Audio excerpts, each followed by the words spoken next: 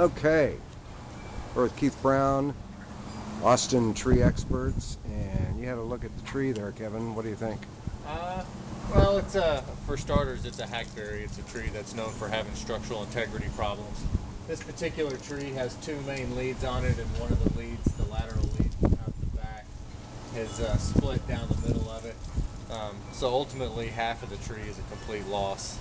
The other half that's left, if you look on the other side of the fence, you can see there's already some structural defect where the two joints come together. So ultimately, the tree's on barter time. It's there's some things you could do to try to kick the can down the road, but ultimately, it's the whole tree is pretty high risk for failure.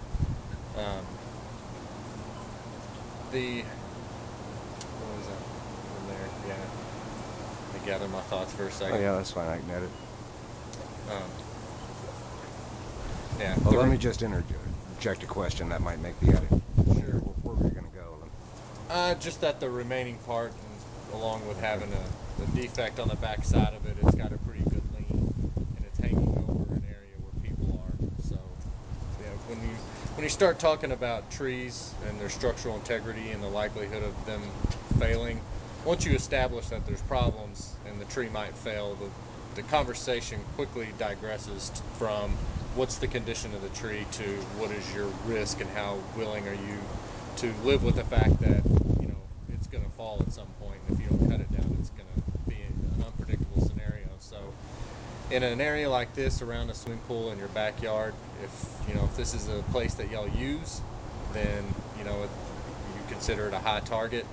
You need to look at taking it down in a controlled manner, versus if it's out in the middle of an open field where nobody is, then you can just let nature run its course. So your best recommendation is just go ahead and take her down now and not deal with the risk. Pretty much. That would be my recommendation. I get asked a lot to basically make the judgment call on whether or not a tree should live or die. And no pun intended, at this stage of my career, I try to see the forest through the trees. And even though this tree, we could maybe get a couple of more years out of it, ultimately, the sooner you get a new tree that's going to be a permanent fixture in the landscape planted, the sooner you're going to have what you want here. Spending money to keep this thing around, you're throwing good money after bad. The tree's going to come down inevitably. You're just taking a problem and stretching it out across time. Right. If it were me, I would go ahead and just take care of the problem. And not replace it with another hackberry. No. Whoever put a pool under a hackberry tree doesn't know the debris that comes down every year. Yeah, exactly. I could show you a little bit of the pool.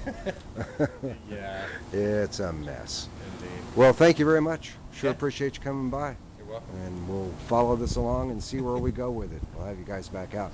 And you say you're pretty busy, but you could come back out mid-December or so. Yeah. A few weeks lag time in between Yeah. your free estimate and the time you could do the work. Yeah, 2 to 3 weeks is pretty conventional. Yeah. And y'all are bonded, insured. Yeah, fully insured. And you're a certified botanist, or arborist, I should say. Yeah, board certified master arborist. So that's one of 3 in Central Texas. Yeah, well, there's a few more now. In the last couple of years, I think the count in Texas as a whole is up to about 14, and I think there's 4 or 5 in Central Texas now. Pleasure having you out. Thank you. You're welcome.